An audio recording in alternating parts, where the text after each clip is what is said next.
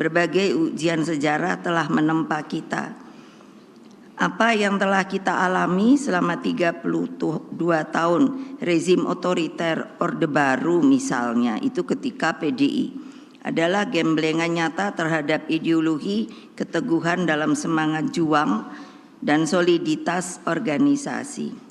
Betapa hebatnya tekanan yang kita alami saat itu hingga melahirkan kultur perlawanan terhadap segala sesuatu yang berbau penindasan.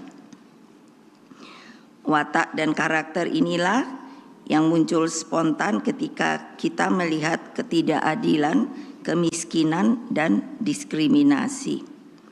Hadirin sekalian yang saya hormati, PDI Perjuangan mengambil saripati dari pengalaman ketertindasan ini. Melalui ulang tahun partai ini, kita menegaskan kembali pesan moral terpenting tentang jati diri PDI Perjuangan sebagai partai wong cilik. Partai yang seutuhnya menyatu dengan rakyat. Saya selalu mengajarkan kepada anak-anak saya, kepada seluruh anak-anak dari PDI Perjuangan, jangan pernah tinggalkan rakyat.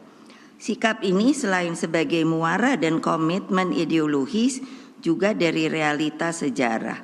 Ketika PDI berhadapan dengan rezim otoriter yang tidak segan menggunakan segala cara, maka rakyatlah penopang kita. Mereka disebut atau saya sebut akar rumput. Pasti banyak pertanyaan, kenapa Ibu selalu ngomong akar rumput, akar rumput? Akar rumput itu identik dengan rakyat. Saya orang pemerhati, sehingga hal kecil saja saya perhatikan. Dari kecil saya melihat, saya senang tanaman. Akar rumput termasuk simbol kehidupan.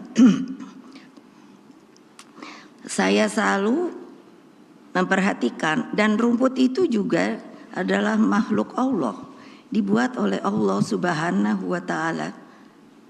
Apa coba? Rumput tidak pernah menyerah serta dapat tumbuh dimanapun. Ia mampu tumbuh di gunung, di tanah gersang, subur, dan sampai juga di laut. Jangan lupa, di laut ada namanya akar rumput, rumput laut. Rumput memiliki daya survival yang tinggi, sehingga meskipun dibakar, dipotong, dimatikan, dicabut, tetap akan selalu tumbuh karena akarnya selalu siap untuk tumbuh kembali. Tolong ingat, itulah rakyat. Akar rumput itu selalu bergandengan dengan erat. Kalau kita lihat, rumput tidak pernah sendiri loh. Mereka berhimpun, menjalin satu dengan satu. Yang ini dicabut, yang ini merana, tapi tidak mati. Dengan erat, kokoh, kuat, dan sama dengan akar rumput di PDI Perjuangan, mengakar dan solid bergerak. Karena itulah betapa pentingnya turun ke bawah, ke akar rumput, ke rakyat. Perkuatlah akar rumput, sebab itulah kekuatan real kita. Camkan hal ini sebagai sebuah nafas kontemplasi kita. 51 tahun kita bisa menjadi begini, bukan karena elit, bukan karena presiden, bukan karena menteri, tapi karena rakyat yang mendukung kita. Anak-anakku dimanapun kalian berada yang saya cintai, Bung Karno telah mewariskan falsafah keberpihakan dalam diri Pak Marhain. Sosok yang mewakili jutaan petani, nelayan, dan buruh, dan seluruh elemen rakyat lainnya yang mendambakan kecukupan sandang, pangan, tempat tinggal, pendidikan, dan penghidupan yang layak secara kemanusiaan. Inilah warisan dan tugas terpenting politik kita. Terlebih ketika kita menghadapi, sebenarnya ini hari-hari yang biasa setiap 5 tahun. Tapi ternyata saya sering berbicara pada diri saya, kok pemilu ini sepertinya kok selalu dijadikan ajang, padahal regulasinya itu sudah mantap, sudah ngerti siapa yang mesti coblos gitu.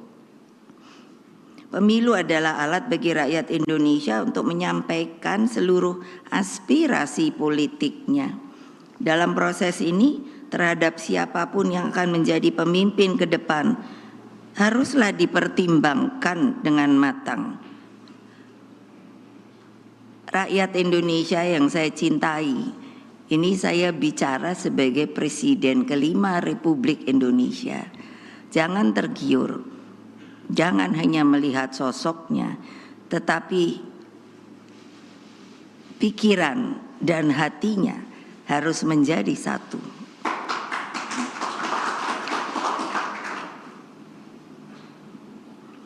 Cermati rekam jejaknya, moral dan etikanya, tanggung jawabnya, dan kemampuan memahami harapan lebih dari 270 juta rakyat Indonesia.